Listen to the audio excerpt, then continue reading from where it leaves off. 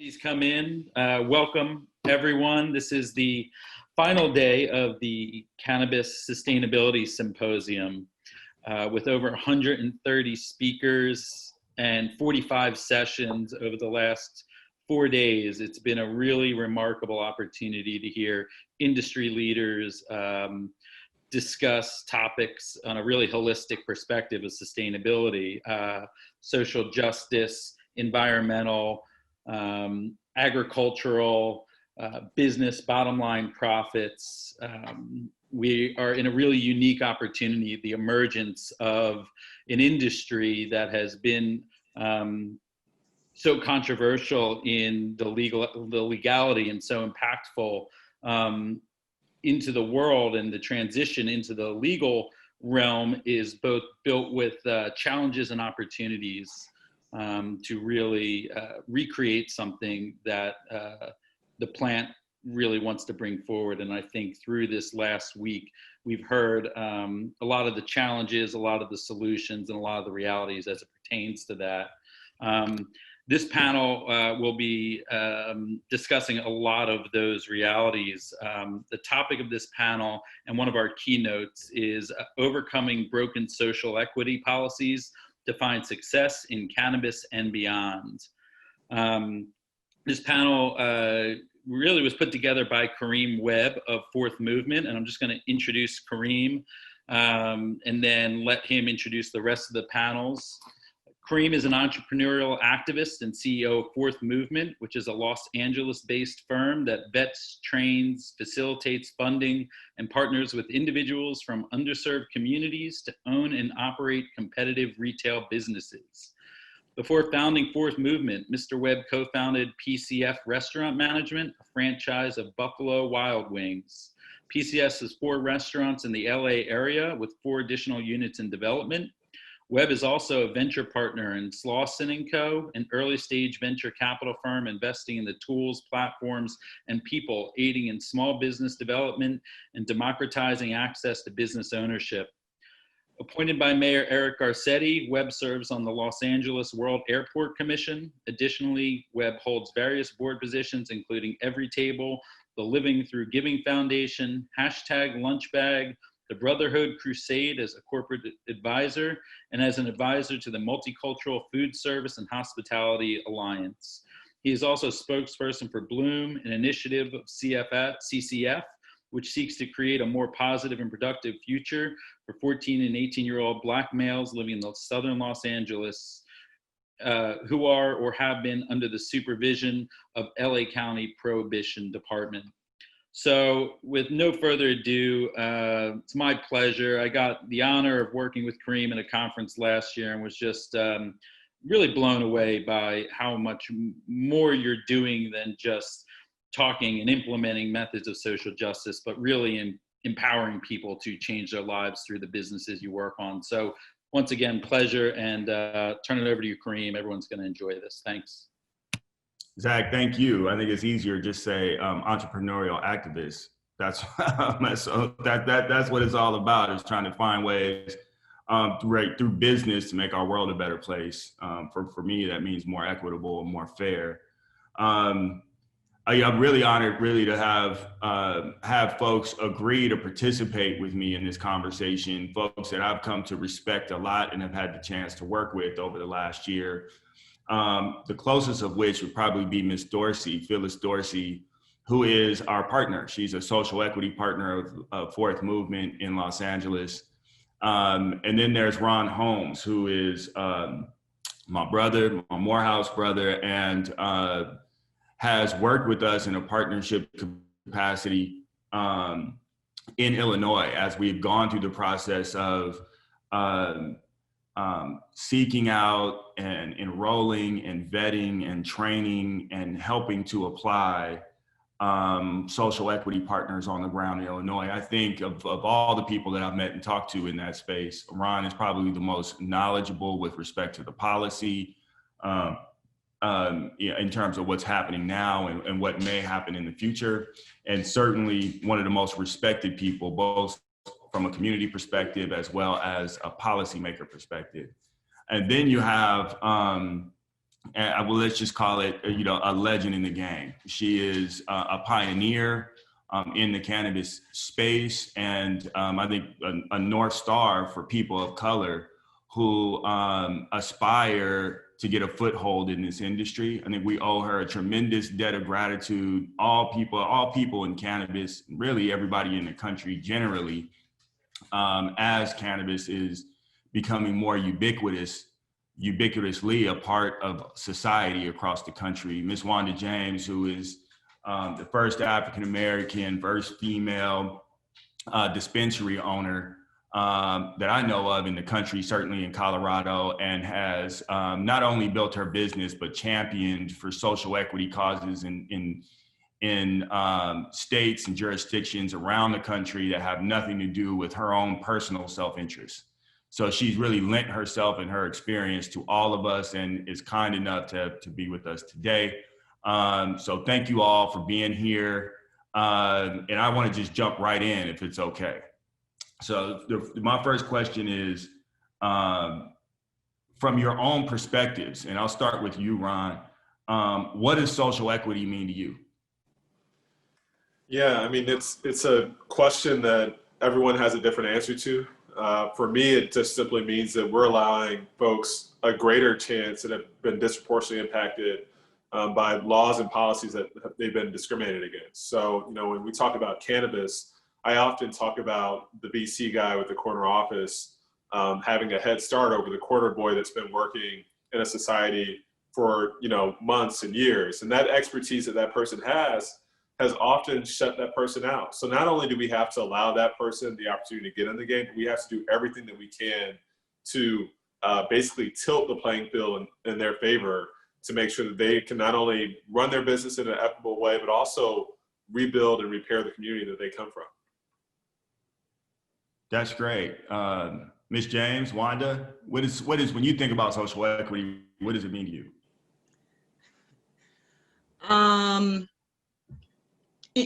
I mean, we're dealing with it here in the cannabis space because we've got lots of issues with cannabis.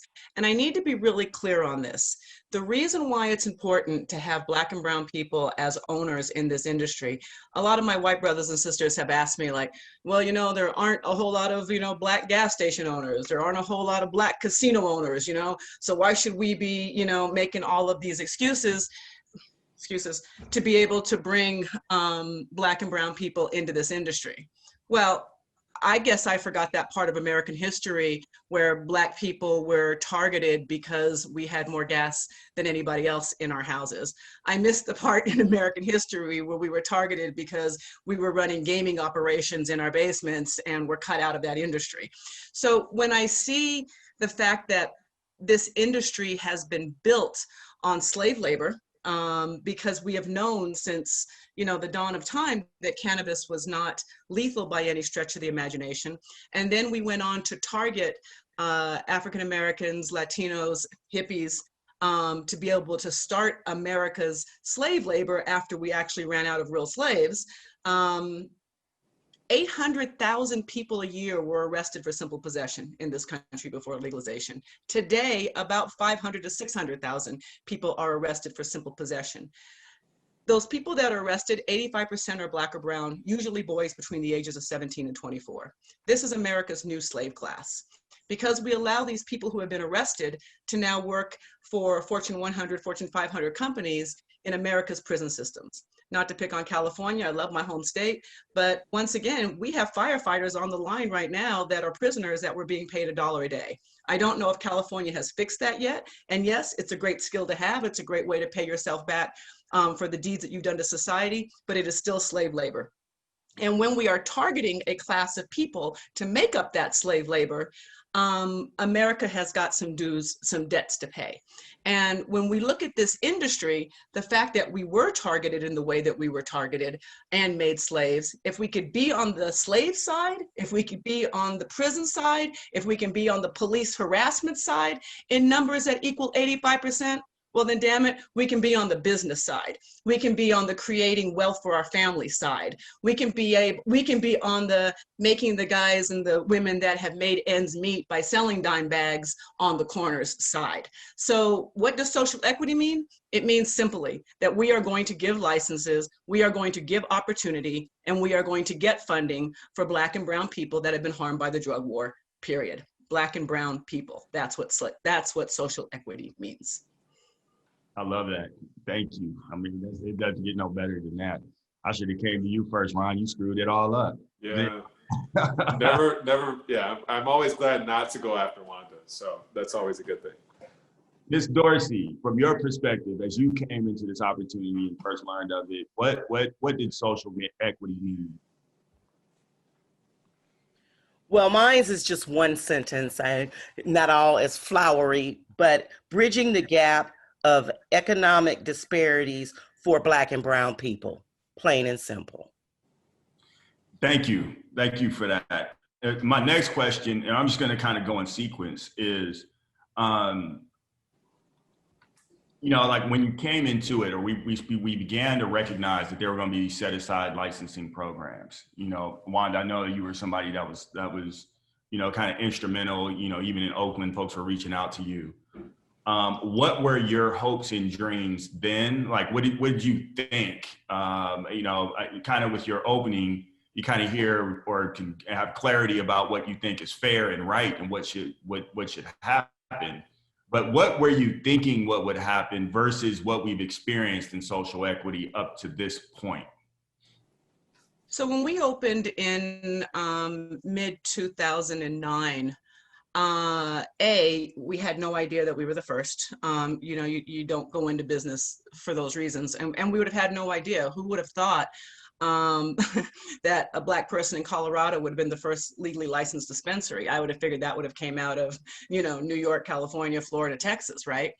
I thought that the people that I had been purchasing my cannabis from for, the 40 years prior to opening my dispensary would have been the innovators in the industry, would have been the people that we would continually be going to, that would have the dispensary on the corner in Leimert Park, that would have the, home delivery, over on, on Normandy.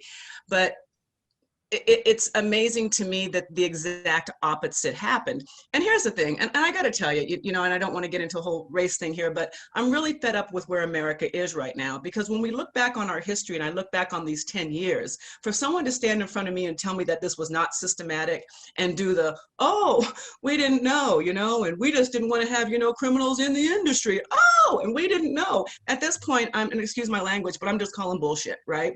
Because this was systematically set up.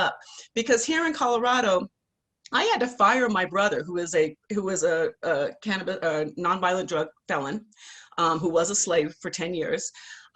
When he came to be my grower in 2009, when all of the rules came in 2010, I had to fire my brother.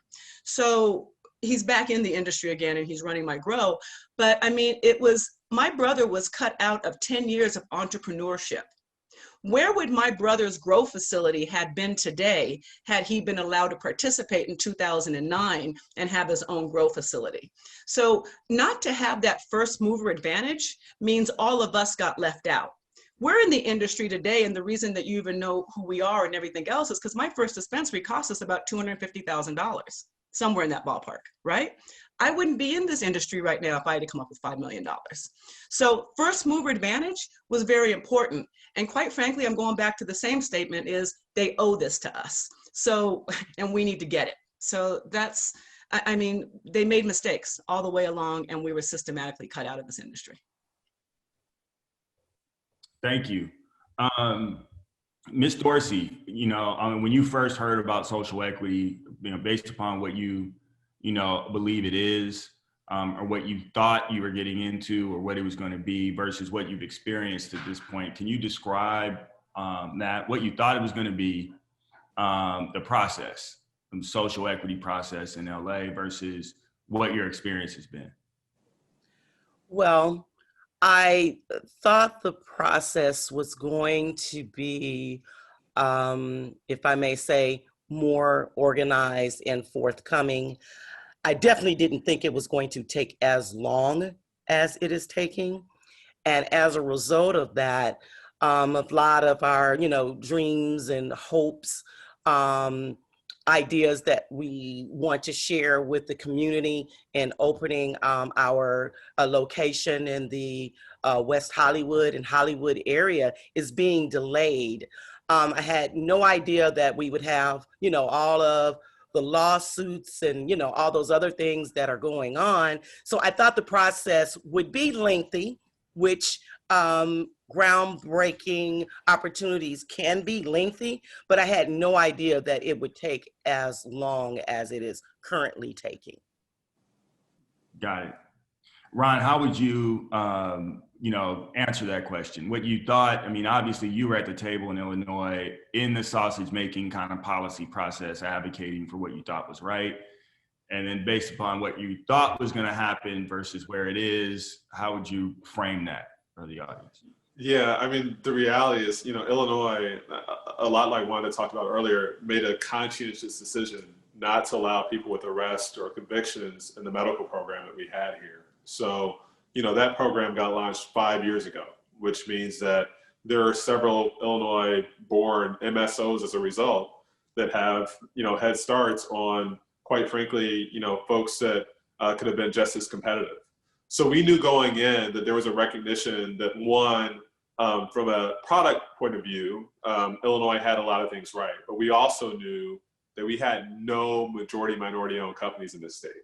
Illinois, the state that's produced, the first Black senators, it produced Barack Obama, Harold Washington, all this stuff, and we still don't have a Black owned cannabis dispensary or cultivation site. So it's one of these tricky things where, like, I think you really don't know the unintended consequences of not making sure that all the I's are dotted and the T's are crossed until you get into the application phase.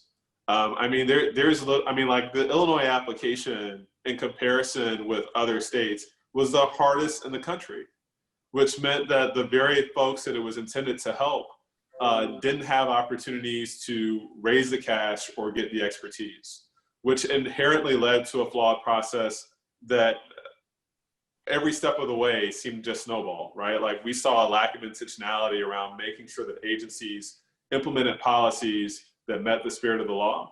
As a result, we've seen a catastrophe in terms of like how our ordinance has gone here as well. So, I still am optimistic that when we talk about getting Illinois its first set of Black and brown owners, that's going to happen. I think that in this moment in history, like we can't allow this moment to pass and double down on the same policies that got our communities to where they are today. So I'm still optimistic, but man, oh man, like this is the same story that's playing out in Maryland and Arkansas and LA, as you know, and it's all because of a lack of intentionality, making sure that not only do the advocates pass bills, but also that agencies are implementing policies that level the playing field for everyone.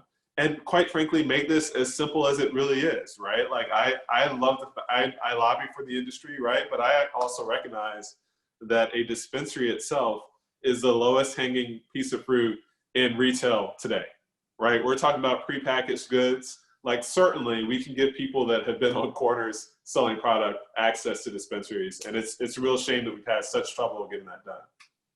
Just real quick too, and Ron, you definitely hit on it. One of the other issues is that these corporate lobbyists for these large hedge fund backed companies have made this process ridiculously difficult and ridiculously expensive.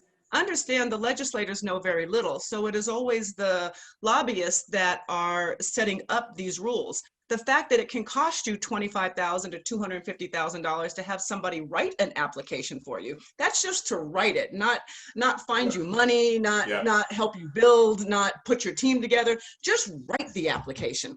I mean, so they've made it so ridiculously expensive. I mean, you could literally spend $1 million in just the application process and not be awarded an application. And as Ms. Dorsey said earlier, the other issue is they then drag it out for a year. So if you didn't buy the property that you want to put your dispensary in, that you're not sure where it's going to be zoned, or even if that property is going to work, then you're renting a property for 2 years. And because the owner knows that you are in cannabis, that means you are a billionaire. So we are going to jack up that rent by, 35%.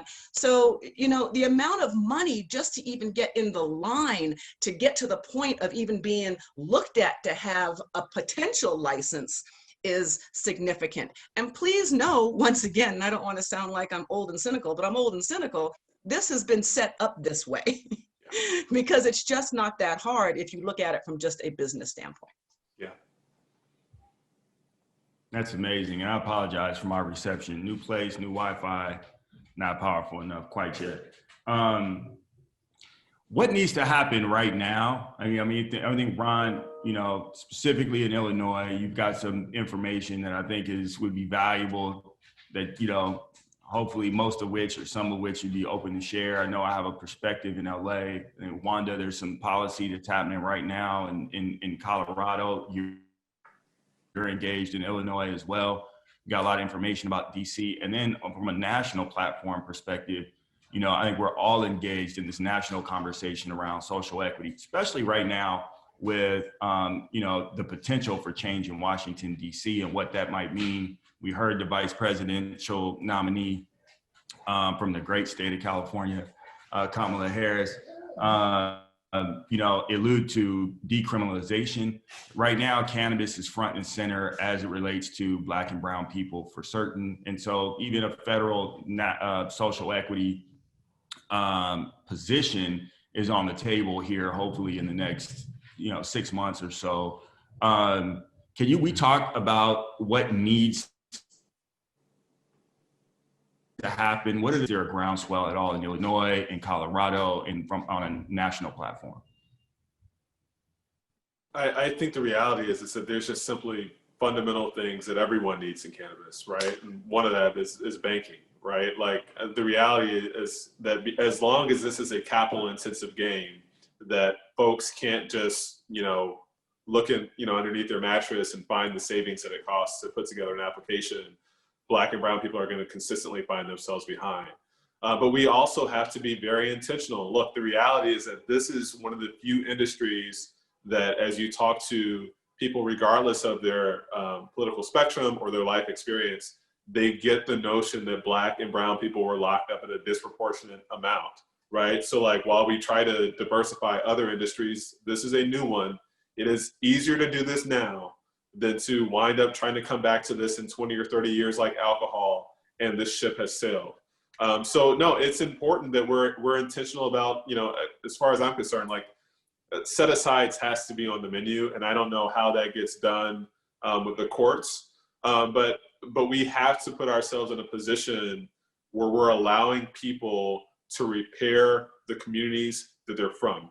And that repair and restoration should come from the very people that have lived in those communities. I don't know if you view it in terms of economic development, and that's how you can get the set-asides, but that's absolutely key when you pair that with the banking piece. As far as Illinois goes, there is a search for answers. But the good thing is that more and more people are asking questions because they know how bad things look right now. What I have seen in other states is there's basically a trigger, right? Like you either decide you're going to award less licenses to people or more licenses to people. Mm-hmm. In the case of Illinois, it is clear that there were a slew of Black and brown applicants that are already through a queue, that they have already been vetted. They can get their scores changed how they need to, but do not put them through another process that's going to cost them hundreds of thousands of dollars, right? Work from that base to award those folks licenses, and you can do that via secondary lotteries if you need to just rank them, whatever.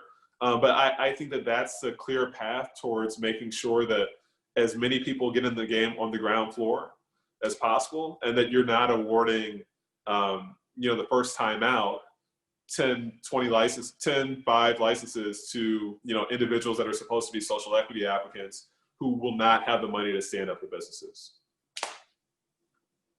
No, there's so much. This whole thing is, it's crazy to me. And I go back and forth on a number of things. First off, the licensing process does not work. That's why we have had it fail in every single state that it has been in. It doesn't work. This blind application stuff, somehow or another, all of the big firms just seem to get through the blind operations. And I don't know how, but they just seem to have, perfect scores all the way through. And then there's always that one black cannabis company that got in there because, there was that one group that did such a great job, so anyway. But, that needs to end. The idea of blind application with not putting any merit on it. Maybe we need to know that, Mr. and Mrs. Johnson that have worked in the fire department and the police station for the last 25 years and have operated, the local restaurant on the corner, and they want to own a dispensary. Perhaps that is a better opportunity than having, a large hedge fund back, try not to name any names, hedge fund back company, potentially be there. Or maybe when we do look at larger firms, maybe we do look at the black and brown organizations that have been doing this and are doing this well, such as the Krim Webbs or the Violas and Al Harringtons or the Simply Pures. Perhaps we need to put more people of color in those positions to help make it so that the dispensary owners and the growers look like us. This is off topic. My dad told me a long time ago that he gets tired of hearing when white folks say that we're going to find the best person, for the job. The best person for the job, according to some persons, is the white male Harvard grad hedge fund person. That's the best person for the job as far as America is concerned. That's not my best person. My best person is Miss Dorsey over here that has done a lot of community work and has been a part of what it is that we do. It's a Krim Webb that has been doing these things. So this blind licensing piece to me is the biggest issue. Well, one of the biggest issues that we're facing right after banking, because banking would be nice. and Wanda, when do you say the problem with, in my opinion, blind scoring is that you're sanitizing the lived experiences of people that have been hurt by the war on drugs? Yep. Right. So this notion that you're not going to take into account someone that's been working in the illicit market is ridiculous, right? The notion that you don't know what their lived story is and why they will pay back that 10 times fold to the community that they're from is insane. So yeah, the blind scoring thing, I just don't get it. I really don't, because one, there's no such thing as blind scoring, as we know. Someone's going to see something. So let's just be intentional every step along the way about how we get these licenses to the people that need them most. 100%, and intentional about who we have scoring these, not to put anybody on blast, but, there was a state where we did a big application with numerous large black cannabis firms, and our whole team was black and Latino, and 3 judges gave us zeros for diversity. So, what would you give that part for diversity, by the way? It's kind of crazy, right? We need to stop this. And once again, the amount of money spent on that particular application was extremely large. So we've got to stop that. We've got to take money out of it. And, or maybe we just take it all out anyway and let free market happen, just like opening a restaurant. If you've got the money and the funds, go get your license and move on. I don't know, but something needs to change. I agree with you guys 100%. I think from my perspective, what's inherent in social equity policy that we don't talk about is that it's in the interest of all the citizens, right? So if we say, like you said, Wanda, that 85% of cannabis arrests have been perpetuated on black and brown people, right? Even though we use cannabis at the same rate as a percentage of the population as everybody else, then there's been irreparable harm. If your brother is gone for 10 years, if he has children, you as his sister, the community that he lives in is harmed by his absence because he's not producing, he's not productive, he's not loving, he's not participating, he's not helping in his community. So everyone that he would touch in a positive way is harmed now because of his absence.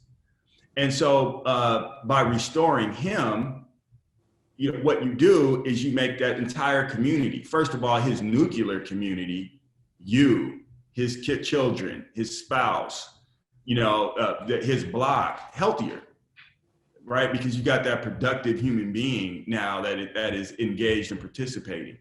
And as soon as you make him healthier, you multiply that by the other people who are having similar experiences in that community. Now that community is a part of a greater Chicago, a greater LA, a greater Houston, a greater Dallas.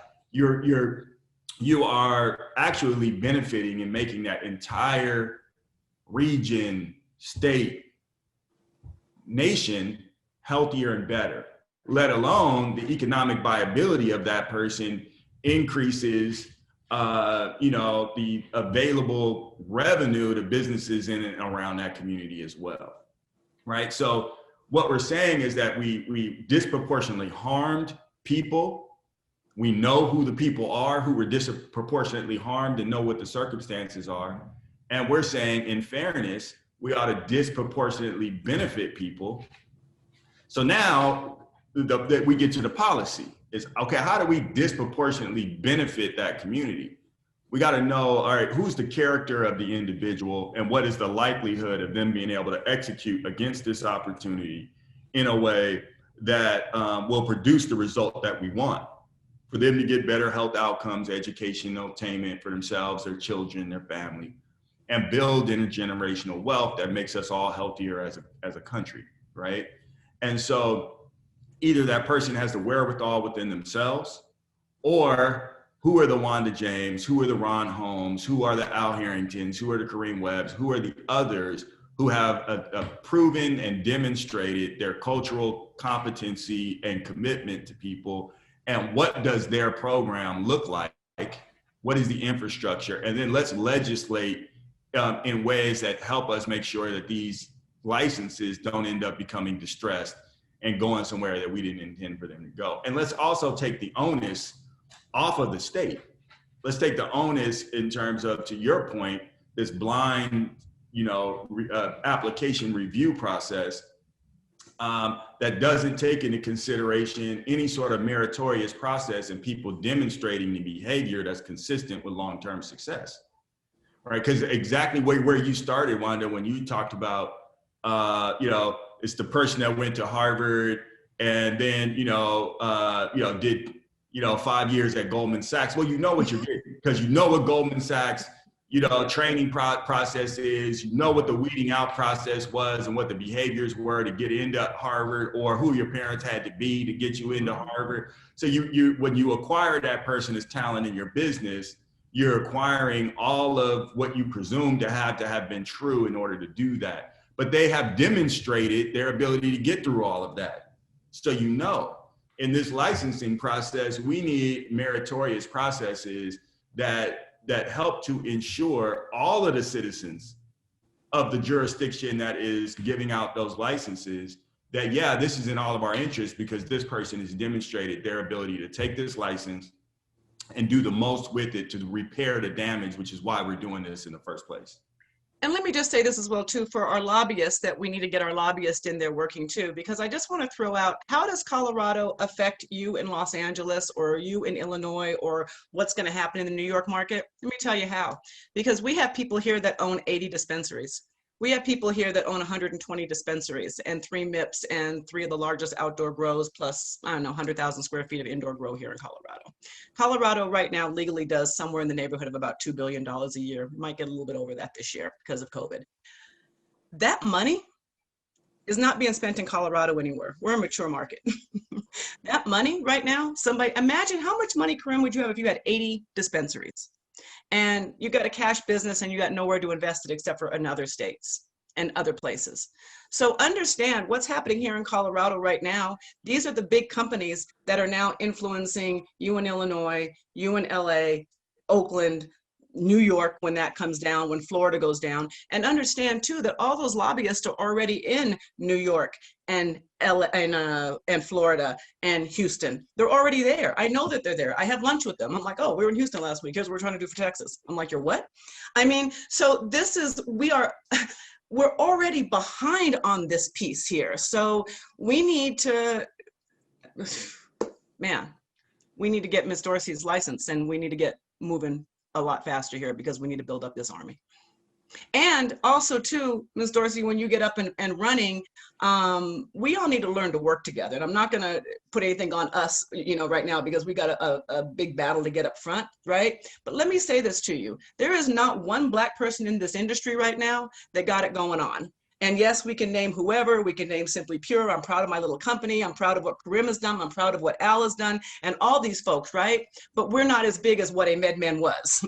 We are not as big as Cresco. We are not as big as Aurora. So until we get to the point to where we actually have people that are in striking distance of making something happen, all the arguing and the who got what and who's doing what, that don't matter. So if we can't work together, which I do with Karim and I would do in a heartbeat with anybody else, we need to work together because none of us by ourselves are big enough to take on what's coming our way. That's awesome. Ms. Dorsey, I want to get you back in this conversation. And, your perspective is the perspective because you are you hold an invoice, which means an eminent license. You have a location in LA. I think it's important for people to hear not only, what your hopes and dreams were for the for social equity generally, but for yourself and your family. Like when you see, your store come into fruition, tell us about what your plans are. What are you committed to doing with your business, with the resources from your business? How do you plan to lead and how are you preparing yourself? Well, my plans are first and foremost for my family and my community. Our communities have just suffered so. I want to be the catalyst of if there is a need within my community where my store is located, that a representative can come to me for help and for assistance. Too long we have suffered community-wise, and from the news perspective, when there's something bad going on in our communities, that's posted first and foremost. But what I would like to be, besides, again, my own family, is being able, if there's a family in need, that need their rent paid, that need groceries, that have a person who's suffering from cancer and they can't afford to pay their medical bills, or even a person whose prescriptions may be thousands of dollars due to having cancer, is to be that support for the people who are in our community. Yeah, you're an angel. We know that. That's why you pray on all our calls, Ms. Dorsey, giving us cover. God's grace. Would you, how are you preparing yourself? Like, for the, when you're thinking about actually, okay, now I gotta, in order to be able to help people, yourself, your family, and folks that you choose to bless, you're gonna have to compete at the highest level in a highly competitive, highly regulated industry. How are you preparing yourself to do that? Well, from the onset, we've already went through extensive business training with Fourth Movement. But in addition to that, personal development by researching and keeping up with the trends and understanding what's going on with the cannabis industry. From the financial standpoint, I have a background of over 30 years in the financial industry. So I understand what it takes to run a business and to be effective. And I also have been over between 50 to 55 people. So I understand the concept of human capital as well and how important that is. So all of those factors come together, my business background, the training that I've already received and I'm continuing to receive from the cannabis standpoint, and truly understanding and developing now the skill level that's going to be needed for the staff by way of human capital. That's great. Wanda, what I like to do is you are the most seasoned operator in this space. If you could talk to Ms. Dorsey, if you could talk to other folks that are on the line right now that are looking for ways to get involved in the industry, but also needing to prepare to compete. What are the gems that you would drop on people with respect to their own responsibility in getting ready for the opportunity? How do they prepare themselves to compete to become an Aurora or a Cresco or a, you name it? I have learned so much in this decade about business that I didn't know, that I thought that I was well prepared for a decade ago. And I came out of the corporate world. I've been an executive in marketing and sales for 2 Fortune 100 companies. My husband and I have owned numerous restaurants over the years. I've had a political consulting business. Being involved in cannabis, I have earned my JD degree. I've earned my MBA. I have earned my, life lessons and getting my butt kicked. I got to tell you, this is really, really hard. It's hard dealing with investors because until we're federally legal, there are all different types of rules and regulations around that aspect that I've had to go through and learn. I'm working with people who raise money for me that are off of Wall Street, that are extremely sophisticated. And sometimes it's like they're speaking Chinese to me. I have to say, stop, let me go back, tell me what we're talking about here, explain it to me in English. There is a lot to have here. Your operating agreement, and let me share a precautionary tale with you as well too. Your operating agreement, the lawyers that you have working with you, spend the money on them up front. I started this company with 4 of my husband and 2 of my best friends, 4 of us. And thank God, and they still are my best friends and we're still in business together. But we brought on 2 other investors. One of those investors tried for 2 years to take the company down. And it's one of those things that you hear about in cannabis all the time. And I have never had an issue with anybody that I've ever done business with, ever, because they're my friends, they're my family. We're open, we're not greedy. But as your business makes more money, more people are going to have different perspectives on what you owe and how it works and what they want and don't want to have a say-so in. So you must, from day one, spend the money to make sure that your operating agreement is as tight as that you want it to be, that your board of directors and everybody else understands everybody's role in this. 2 years later and $350,000, we were able to get this person out of our company. But it was painful, and it was extremely painful. And anybody that has ever been through a legal dispute with people that were once close to you, it's like ending a marriage. It rips your gut out, Now with the advent of Facebook and everything else, everybody's got something to say on Facebook. It really becomes something really ugly. So take the time to put the right pieces of your business in place at the very beginning. Legal advice is expensive, but pay it, because I got to tell you, the other side is much more expensive than what the beginning would have been. Make sure that your documents are tight. And I got to tell you, as a Black or brown operator, run your business according to the rules of the law. Do not, under any circumstances, walk outside of what is legal, because they are looking to be able to take those licenses away. And if you think you're going to play a little bit in the legal side and a little bit on the legal side, it will not work. It will not happen. You are not smarter than what is going on right now with cannabis tracing. So please, if you're going to be legal 100% of the time. And learn, build a team around you. Don't get arrogant about what you think you know. Build a strong team around you, because your arrogance will kick you in the ass about what you do and do not know about cannabis. So build a team, have a strong team, and don't be afraid to ask for help. And anybody that's in the industry right now that has been doing this for a while, they should be there to be able to help you. Like I've said 1,000 times, we're here for any type of basic information. I can't do a whole lot with everybody, but anything that anybody wants to know, anybody in the industry should be willing to share that with us, because like I said, none of us are each other's competition right now. Love that. I mean, I said gems, you dropped some big ones. Let me acknowledge some folks that are in the chat and that have asked some questions. First of all, we got Marcus, who I think is from LA. Marcus said he's from originally from Florence and Crenshaw, now in the town.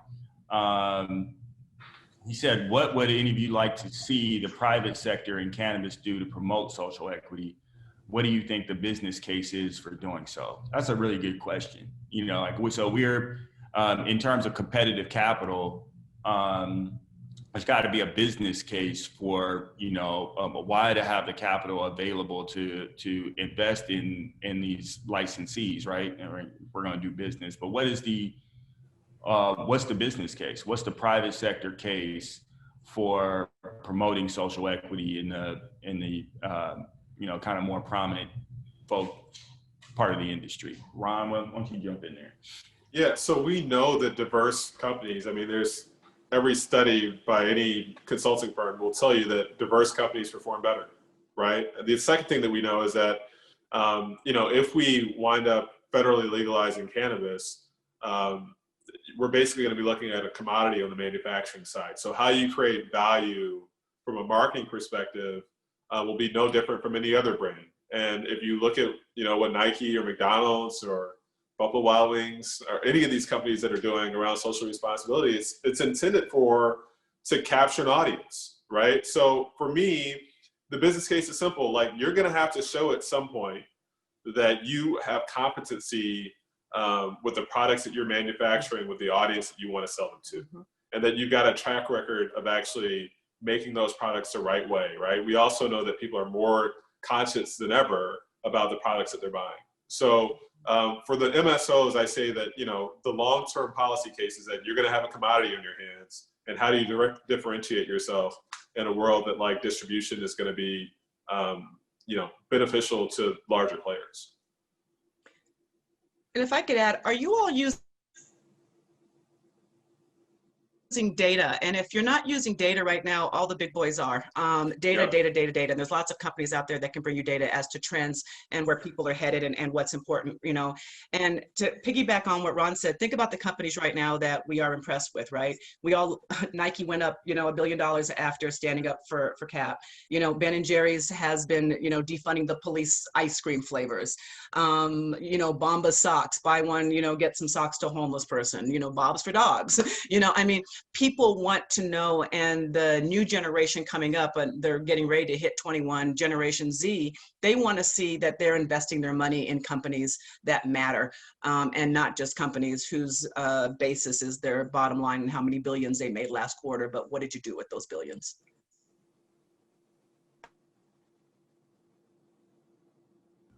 I love that. See, Mark Ross said that this is a really interesting question too, and Ron, I'll come straight to you because I think it is kind of a prevalent thing that I'm hearing out there. There's a notion that says that folks hold out Illinois as the model social equity program, like it took what LA was broken, and what San Francisco and Oakland was broken, and Illinois got it right. Let's just watch. But now we are where we are. So even despite its flaws. So, do you agree that it's the model program, and what would make the program better? Here's why it's the model, good or bad. We're the only state that's been able to get this done legislatively, right? So, the framework, at least, and it might be changed as we go from state to state, is going to be something that's looked at in the same way that, people are looking at Colorado, Oakland social equity program, et cetera. Now, whether or not it's the gold standard of diversity is a completely different question. And I think that that's still to be determined. I think, look, the reality is that sometimes the law doesn't necessarily match the implementation. And that's what I think went wrong in Illinois. Like, I am certain that there are things, even as you talk to the lawmakers that crafted the bill, that, agencies and the administration went in a completely different direction. And because of that, that's led to what we have now. So, like, look, if this is a completely different story, if the 21 companies that, had top scores were all Black, right? So we know that we've got a vendor issue here in Illinois that's going to get rectified. But yeah, I still think it's TBD. And I think that for folks in New York, New Jersey, Florida, Georgia, and all the other states that are looking at legalizing, they're saying, how do we make sure that we're more prescriptive on the statute side to not allow leniency once the bill is handed over to an agency, once it's handed over to whatever administrative official or even a contractor to screw up what our intent was. Mm-hmm.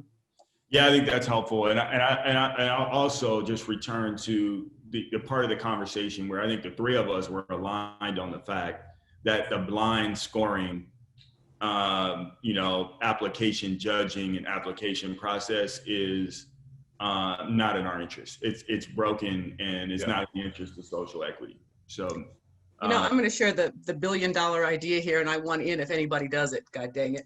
But we need to go into the 30 states that aren't legal right now and purchase the medical marijuana businesses. Because if you're involved in medical marijuana in every state, 100% of the time, will be the absolute first people to market under recreational. No matter how they break it down, those companies are going to get somewhat of a first mover advantage, and whether it's 1 month, 6 months, or 1 year or 2 years, medical marijuana is where you want to be able to be first in line for recreational marijuana. Now, I don't know how, or cannabis, I don't like the word marijuana.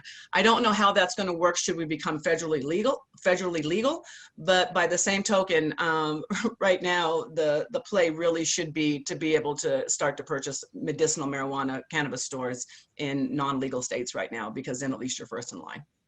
Yeah, I mean, because the other reality is that no matter how aggressive a state wants to be on licensing, we know that it's going to take, 2 years at least, right? So, I mean, that's a really good point. I mean, the value of the license, even for that 2 years, is well worth it. But you also, have to have the money to withstand medical marijuana, because I will say this: medical marijuana is a losing money proposition. It has not made money in any state in which it has existed.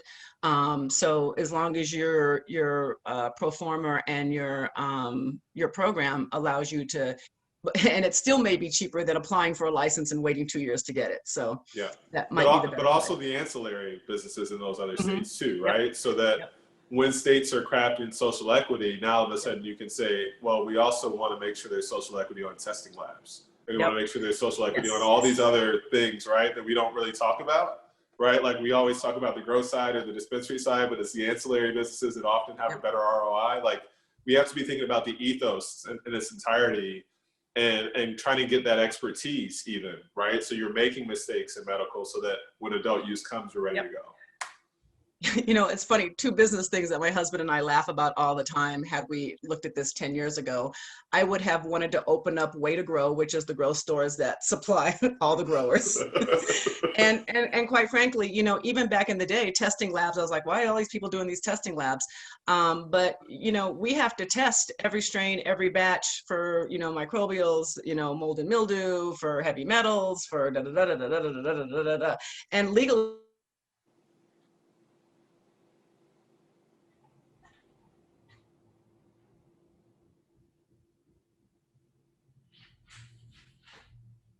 Oh, it wasn't me this time. Wanda froze up a little bit. Okay, all right, you're back. She's back. I'm back. But that was a great point, Wanda. We froze out at you would have done the gross, like the gross supply stores and some of the ancillary stuff, and that the testing has made a difference. So I think the suggestion is for people of color to be out here looking at not just a dispensary, but there are other ways to make a lot of money and an impact with licenses that aren't retail. So we got like 6 minutes left. I want to give everybody an opportunity to just wrap up. I mean, we've got 33 people on the line with us here. The chat is pretty active. I want to shout folks out for engaging in this conversation with each other and being here with us today. But I want to give everybody just, maybe a minute to wrap up and give folks advice about or anything else that you'd like to share in parting. So Ron, I'll start with you, and I'll go to Wanda, and we'll finish with Ms. Dorsey. Yeah, man, I just, I'm extraordinarily thankful to you, Queen, for pulling us together. Obviously, Queen Wanda for her expertise that she's always willing to offer so many of us, and obviously Phyllis as she gets ready to embark upon her journey. Look, the reality is this, we're in this room for a reason. There are so many opportunities available across the country, across the world, really, when it comes to cannabis. And it's a unifying plant that has brought us together to talk about things like cooperative economics, to talk about repairing our communities. But this same energy, we've got to find how we do the case study here in cannabis and then move it on to everything else. Because we're at a moment in our history where clearly there's so many communities that need our help, that need your activism, and need your hope in a sustainable way. So I'm just really thankful to be here with y'all. And obviously, find me on LinkedIn, Twitter, Instagram, whatever. I'm pretty good about responding to messages. So talk to y'all soon. Thanks, Ron. Wanda? Hey folks, you guys can see my husband Scott in the back. We just got a new puppy that's eating everything on the tables. He's a Great Dane and has found that he can now reach everything on the tables.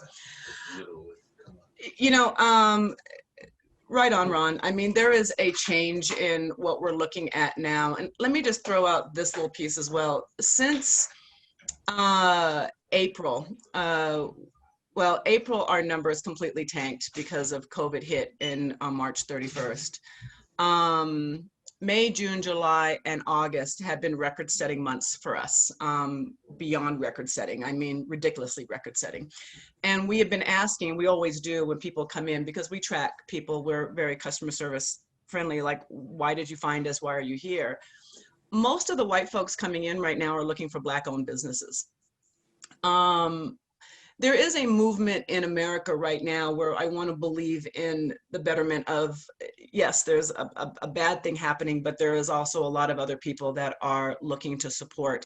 There is a lot of focus right now that is happening in the Black community.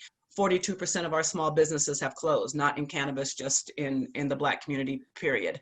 We need to be ready for what happens with this next administration. Keep your fingers crossed. Please, everybody go vote. Administration here, there is going to be money for Black businesses. We have the best opportunity right now on the federal level to lobby for recovery bills to work with cannabis, because we're excited about this industry. We have been punished for this industry. We should be first in line now, being able to get federal dollars once we are able to cure where we're at right now with legalization. So this is an exciting time. I'm hoping that we all stand up and understand what this time means for us, and that we continue to fight for social equity, not just in cannabis, but across all barriers, and that we continue to uphold Black and brown people as business owners and business ventures as we move forward. So being able to be connected to, you know, a Karim Webb and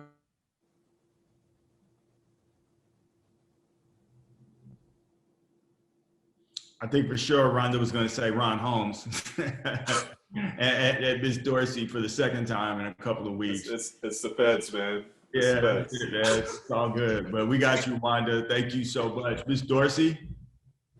Well, I'm thankful for the opportunity to work with the cannabis industry, and I'm just looking forward to moving forward. That's awesome. That's great. Good. Your lips to God's ears. Yeah, so, you know, I just, first of all, I want to thank all of these people, man. Wanda, for taking time away from your business, your puppy, your husband, in order to, you know, just grace us with all of your wisdom.